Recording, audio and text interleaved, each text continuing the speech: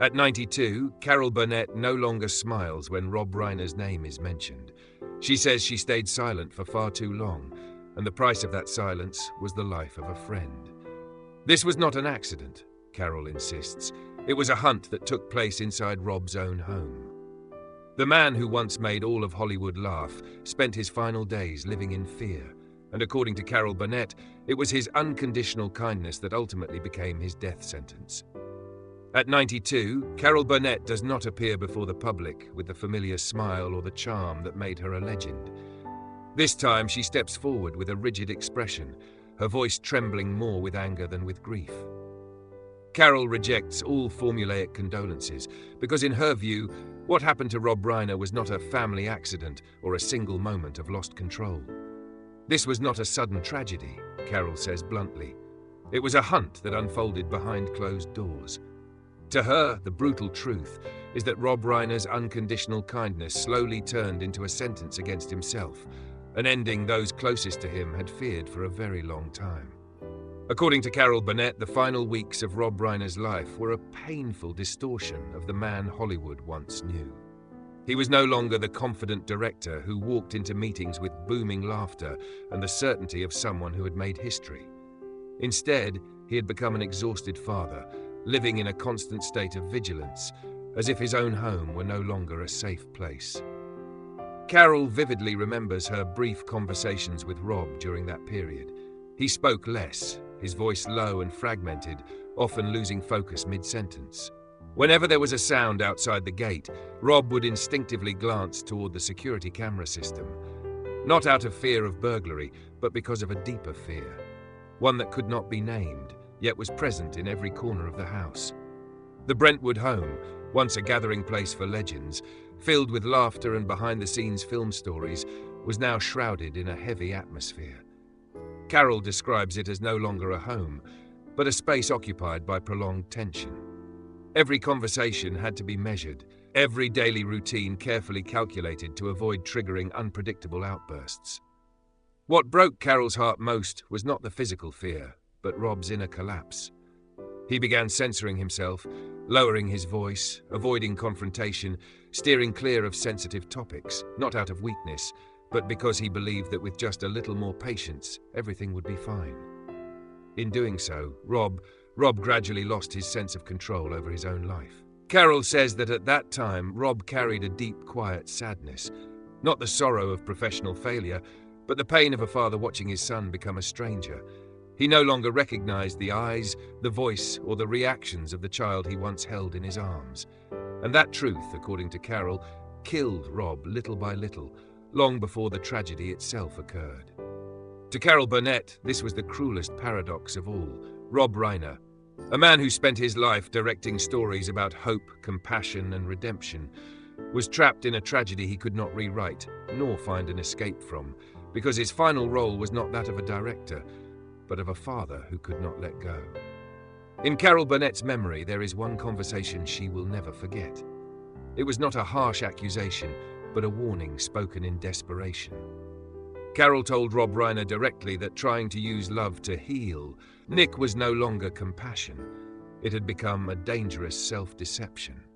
She compared it to covering a snake with a blanket and hoping it would not bite, when a snake's instinct is to tighten its grip when it feels protected. Carol did not say this out of a lack of empathy. On the contrary, she deeply understood a father's fear when facing the possibility of having to give up on his own child. But precisely because she understood, she grew more alarmed watching Rob use his influence and reputation to shield rather than intervene properly. Each time an incident occurred, Rob tried to smooth things over, to appease, to minimize the consequences, believing that one more chance, one more moment of patience would fix everything. According to Carol, that was the moment when power was misplaced. Rob's influence, the very force that had once created films that shaped popular culture, was instead used to silence warning bells. Police visits were dismissed as misunderstandings. Alarming behavior was softened with gentler language to make it easier to accept. And each time, the chance for decisive intervention, one that might have saved everyone, slipped away. The most painful part, Carol says, is that Rob was aware of the risk. He was not naive. he was afraid. But his greater fear was letting the world see his son in handcuffs. Rob would rather endure a silent threat inside his own home than face the harsh truth that there are situations love cannot fix without boundaries. Looking back, Carol calls it the blind shield of compassion, something that turned a loving father into a prisoner of his own decisions. And in that silence, the danger did not disappear. It only grew, nurtured by protection and the hope that tomorrow would be different. For Carol Burnett, the greatest haunting after Rob Reiner's death comes not only from the tragedy itself, but from a promise spoken at one of the most sacred moments of friendship. In 2020, when Carl Reiner, a close friend, creative partner, and an icon of an entire generation of comedy, passed away, Carol stood before his casket and made a simple yet crushing promise. She would watch over Rob.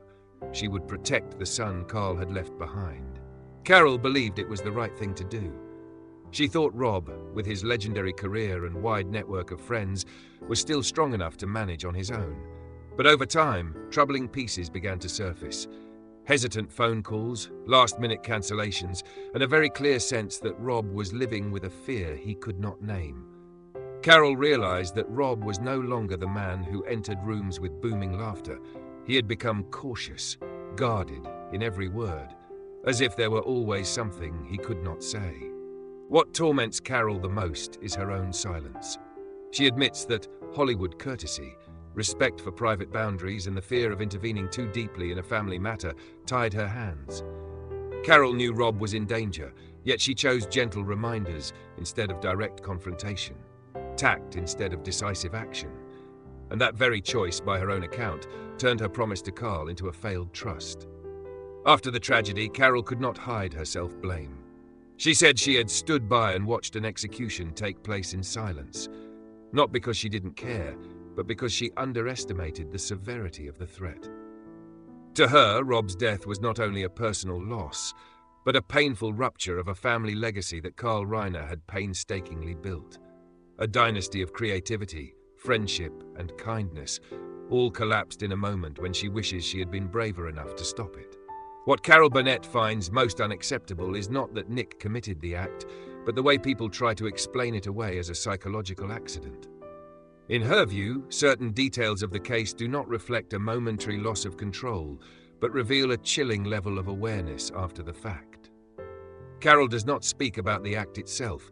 She speaks about the sequence of choices that followed. Nick leaving the house, the extended gap before his arrest, the way he appeared on security footage, calm, unpanicked, not seeking help. To Carol, this was not the image of someone who had just suffered a mental breakdown, but of someone who had accepted what he had done. She also rejects the portrayal of Nick as a victim entirely controlled by pathology. Carol argues that if every action can be labeled medical, then the concept of responsibility ceases to exist. She emphasizes that there is a profound difference between having psychological issues and choosing to harm others while still understanding the consequences.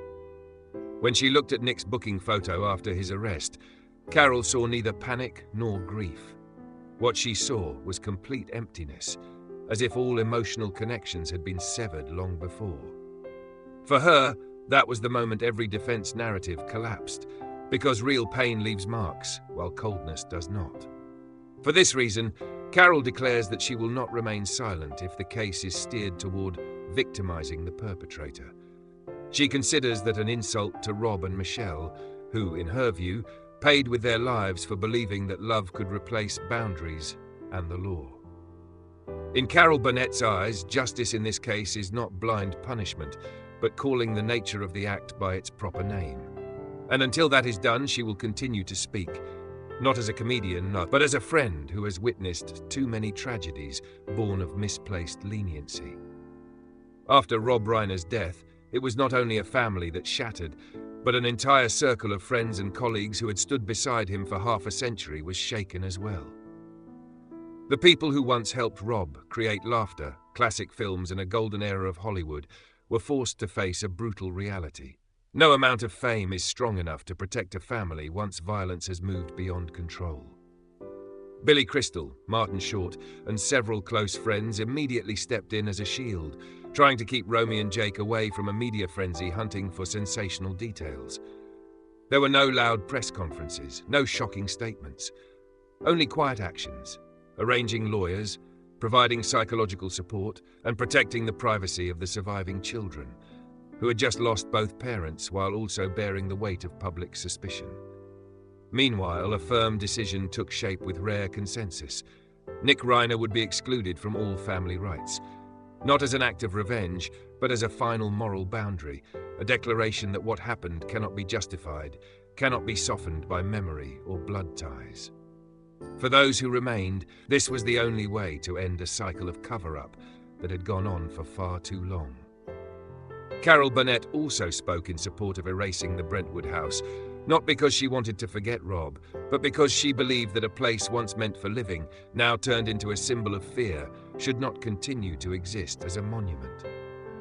In her view, Rob Reiner's legacy does not reside within those walls, but in the films, the laughter, and the way he lived before fear eroded him. Carol Burnett does not tell this story to seek tears or sympathy. At 92, she recounts it with a single haunting obsession: the silence of those who knew too much but chose to stand aside. In the glamorous world of Hollywood, where power, money, and fame can blur every moral boundary, the tragedy of the Reiner family is no longer a personal catastrophe. It is a collective failure of those who believe that other people's family matters are not our business. Rob Reiner did not leave this world solely because of his son's actions, but because too many people around him believed that time would solve everything. Carol Burnett admits that courtesy, fear of damaging an image, and hesitation to intervene created a deadly vacuum, one in which violence had room to grow. And that is why she chooses to speak out, not to condemn the past, but to warn the present. If you believe stories like this need to be told honestly, without evasion, subscribe to the channel for further analysis. The final question is for you. When a tragedy occurs, does the greatest responsibility lie with the one who commits the act, or with those who saw the danger and chose silence because it wasn't their business? Leave your perspective in the comments.